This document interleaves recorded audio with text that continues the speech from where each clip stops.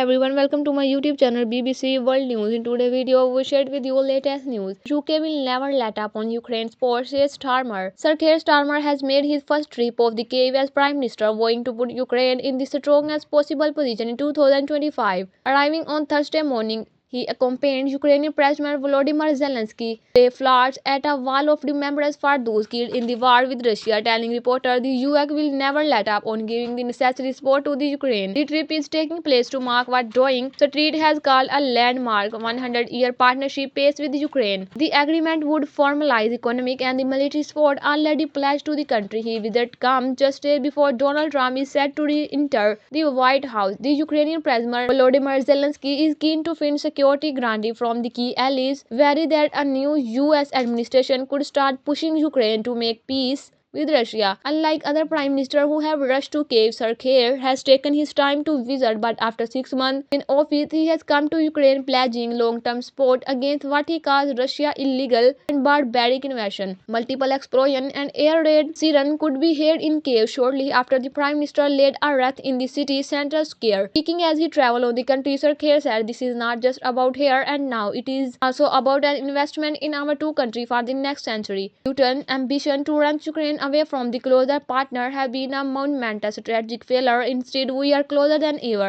This partnership will take the friendship to the next level, he added. Shortly after arriving, the Prime Minister visited a hospital in Kiev specializing in the treating burn. He was given a private tour of the intensive care unit where he met wounded Ukrainians on a rehabilitating ward. This is supported by the British Red Cross. Sir Keir said the injuries he saw were a grim reminder of the heavy price that the Ukraine is paying. One of the consequences of its conflict has been to draw NATO more strongly together, said the Prime Minister. He added support for the Ukraine was bigger and stronger than it has been, and we must stand behind Ukraine for so long as it takes. We must never let up on that, and we have been leading the way, he said. Trump's choice to become Secretary of State, Marco Rubio, said earlier this week, and the both countries would have to make concessions to see end of the war. Thursday announcement include economic aid, support for healthcare, and the increased military collaboration on maritime security and drone technology. Zelensky has previously said he is looking toward the UK for help getting security granted to deter future attacks. Joining NATO is toward the top of his